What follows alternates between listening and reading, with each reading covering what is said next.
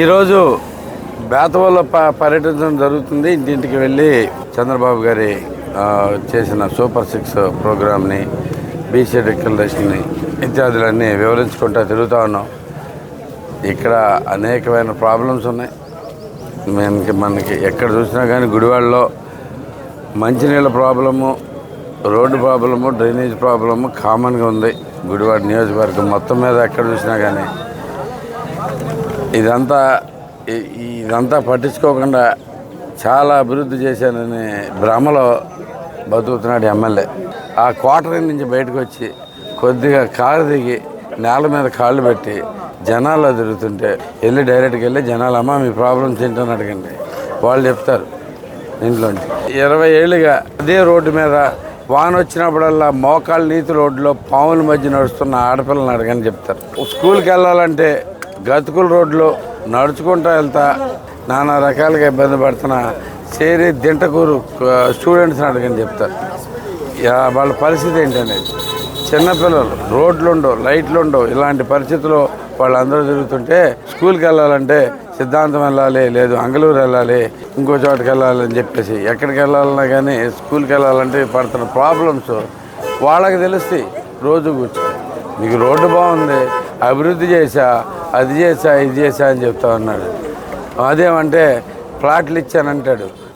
Example చెబుదాం. బేసిక్గా ఒకసారి అందరికీ ఫ్లాట్లు ఇచ్చిన మొత్తం తెలుగుదేశం ప్రభుత్వంలో టిడ్కో ఫ్లాట్లు మొత్తం కట్టేసి ఉంటే అవి ఇవ్వటానికి 4 ఏళ్ళు తీసుకుని 4 ఏళ్ళ నుంచి అవన్నీ పాడు చేసి చివరికి ఇప్పుడు ఇచ్చి దాంట్లో దొంగలెత్తుకుపోయినవి చాలా ఉన్నాయంట. ఏది చూసినా కానీ ఇప్పుడు ఫ్లాట్లు ఇస్తే ఆ ఫ్లాట్లోకి వెళ్ళి చూస్తే దారుణమైన పరిస్థితులు ఉన్నాయి. మొన్నే చూసాం ఎంత దారుణంగా ఉందంటే చెత్త ఎక్కడ పడితే అక్కడ, మెయింటెనెన్స్ అనేది లేకుండా, మనిషి అనేవాడు లేకుండా, అసలు వాళ్ళు ఇక్కడ ఎందుకు ఉంటాము అనేది తెలియకుండా ఉన్న పరిస్థితిలో ఉన్నారు. వాళ్ళకి మంచినీళ్ళు లేవు.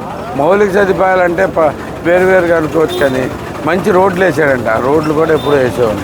ఎంత దరిద్రమైన చేస్తున్నామంటే ట్యాంక్ కడతాడు, వాటర్ కనెక్షన్ ఇవ్వడు. అంటే ఇళ్ళకి మధ్యలో మురికి నీళ్ళు పేరుకుపోయి గజం లోతు మురికి నీళ్ళు ఉన్నాయంటే అలాంటి కొత్తగా కట్టిన ఫ్లాట్స్లో నువ్వు మెయింటెనెన్స్ ఏంటి అనేది ఒకసారి ఆలోచించుకో. వాళ్ళని అడుగు చెప్తారు వాళ్ళ ప్రాబ్లమ్స్ ఏంటని. ఇప్పుడు మురికి వాటర్లో వాసన నుంచి తప్పించుకుని వద్దామని చెప్పి జనాలు వస్తే దాంట్లోంచి అదే వాసన మళ్ళీ ఇక్కడ వీళ్ళకి చూపిస్తున్నావు. పైగా వాళ్ళందరి మీద 3,60,000, 60,000 నుంచి 5 లక్షల దాకా అప్పు పెట్టి వాళ్ళ నెత్తి మీద పెట్టి వాళ్ళని అటు ఇటు కారణం చేశారు. మేము ఒకటే చెబుతున్నాం, టిడ్కో ఇళ్లలో ఉన్న ప్రతి ఒక్కరికి ఒక గ్యారంటీ ఇస్తున్నాం. దీంట్లో మీకు అందరికీ ఉన్న లోన్స్ అన్నీ రద్దు చేస్తాం. టిడ్కో ఇళ్ళు అనేది ఫ్రీగా ఇవ్వటం జరుగుతుంది. ఇప్పుడు ఆల్రెడీ ఫ్లాట్స్ ఉన్న వాళ్ళైనా కానీ, మేము ఇవ్వబోయే వాళ్ళైనా కానీ అందరికీ టిడ్కో ఇళ్ళు అనేవి ఫ్రీగా చేస్తామని చెప్పి చేస్తున్నాం. అదే కాకుండా పూర్తిగా ఆ టిడ్కో ఇళ్ళు ఇన్ఫ్రాస్ట్రక్చర్ డెవలప్ చేసి వాళ్ళు ఒక అపార్ట్మెంట్ కాంప్లెక్స్లో ఉన్న ఫీలింగ్లో తీసుకుని వెళ్తామని చెప్పేసి చేస్తున్నాం. అలాగే జగనన్న కాలనీ అంటే పేరు పెట్టుకుంటారు కాబట్టి మీకు దీంట్లోంచి ఆ కాలనీలో 3 సెంటు స్థలం ఇస్తావు, కట్టుకోకపోతే స్థలం తీసేస్తానంటావు. కట్టుకుందామని వాళ్ళు మొదలెడితే గవర్నమెంట్ తరఫున ఇవ్వాల్సిన మెటీరియల్ అనుకుంటారు, ఉప్పు పట్టిన ఇవి చెత్త రకం భారతీయ సిమెంటు ఇవన్నీ ఇచ్చి వాళ్ళకి మేమంతా కష్టపడుతున్నామని చెప్తాం.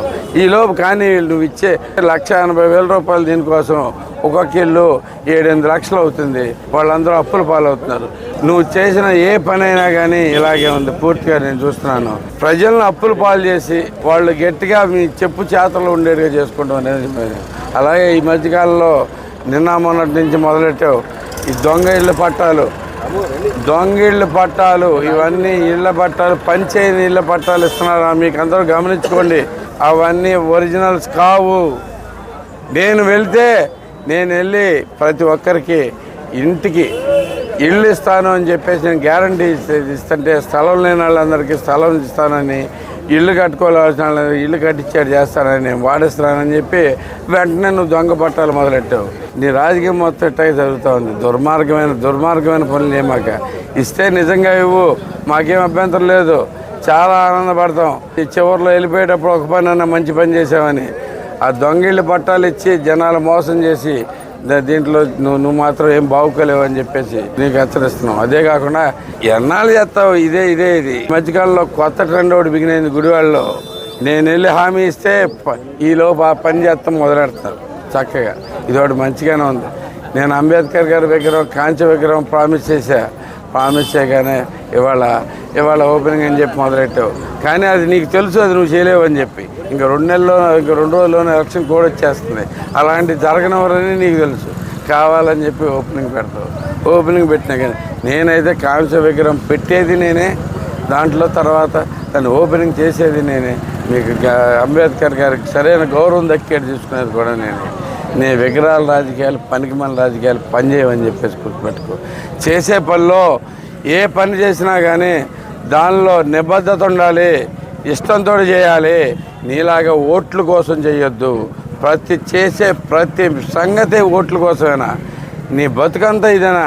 ఆ చివరి రోజు రాజకీయాలు మొదలెట్టి చివరి రోజుల్లో వచ్చేసి నువ్వు హడావుడిగా ఆ ఓట్ల కోసం రకరకాల ఫీట్లు చేసినా కానీ జనాలు ఎవరు నేను నమ్మే పరిస్థితిలో లేరు. ఇదైతే చాలా స్పష్టంగా అందరికీ తెలుసు. నువ్వేం చేస్తున్నావు, నువ్వు ఎలా బిహేవ్ చేస్తావు అనేది చక్కగా అందరికీ అర్థమైపోయింది. ఈ మొత్తం మీద నీ బతుకు అయిపోయింది దీంతో. నువ్వు చెప్పినట్టు ఇవే చివరి ఎలక్షన్లో మళ్ళీ నువ్వు వెలుగనేది చూడవు. గుడివాడ ప్రజలు నీ మీద అంతగా ప్రతీకారం తెచ్చుకోవడానికి రెడీగా ఉంది. జనసేన పార్టీ 11వ ఆవిర్భావ దినోత్సవం సందర్భంగా జన సైనికులకి, వీర మహిళలకి, జనసేన నాయకులందరికీనే కాకుండా తెలుగు ప్రజలందరికీ కూడా శుభాకాంక్షలు తెలియజేస్తా ఉన్నాను. జనం కోసం పుట్టిన జనసేన ఇది. మీరు ఒక్కసారి చూస్తుంటే నాకే ఆశ్చర్యం వేస్తూ ఉంటుంది. పవన్ కళ్యాణ్ గారి మనస్తత్వం చూసి ప్రజల కోసం ఆయన ఎన్ని త్యాగాలు చేస్తూ ఉన్నారు, ఎంత గొప్పగా పనిచేస్తూ ఉన్నారు. వ్యతిరేక ఓటు చెల్లకూడదు, ఈ ప్రభుత్వం అవినీతిని అండగట్టాలి అని చెప్పేసి ఆయన పూర్తిగా తెలుగుదేశం పార్టీతో పూర్తిగా మమేకమయ్యి ఏ 2 పార్టీలు ఇప్పుడు దాకా ఎక్కడ ప్రపంచంలో ఏ 2 పార్టీల కలయిక జరిగినా కానీ ఇంత గొప్పగా కలిసి పనిచేసేటట్టు లేకుండా చేయటంలో ఆయన ఎనలేని కృషి చేశారు. అంటే నేను గంట సేపు కూర్చున్నప్పుడు కూడా స్పష్టంగా చెప్పారు ఆయన ఏమేం చేశారు ఏంటి అనేది. చెడగొడటానికి బయట జనాలు చాలామంది ట్రై చేస్తూ ఉంటారు. అవేమి రాకుండా చూసుకోండి. మీరు కూడా 2 పార్టీలు అన్నదమ్ముల్లాగా మేము పైన వెళ్తున్నాము, మేము మా సొంత తమ్ముళ్ళు లాగా చూసుకుంటూ వెళ్తూ ఉన్నాం జనసేన మొత్తాన్ని. అలాగే జనసేన వారు కూడా అంత గొప్పగా మాతోటి కలిసి అన్ని ప్రోగ్రామ్స్ చేస్తూ ఉన్నారు. మీకు అందరికీ ప్రత్యేకమైన ధన్యవాదాలు. ఈ జనసేన తెలుగుదేశం కలయిక ఎప్పటికీ అలాగే ఉండిపోవాలని చెప్పేసి మనం కోరుకుంటూ, అలాగే ఈ మధ్యకాలంలో కలిసిన బీజేపీ వారిని కూడా ప్రత్యేకంగా అభినందిస్తూ ఉన్నాను. వారు కూడా ఇంత సఖ్యతతోటి మా అందరం కలిసి పనిచేస్తామని చెప్పి మాటిస్తూ ఉన్నాను. అందరికీ థ్యాంక్స్ చెప్పుకుంటూ మరొక్కసారి పుట్టిన తెలుగు ప్రజల కోసం, జనం కోసం పుట్టిన జనసేన పార్టీ 11వ ఆవిర్భావ శుభాకాంక్షలు తెలియజేస్తూ సెలవు తీసుకుంటున్నాను.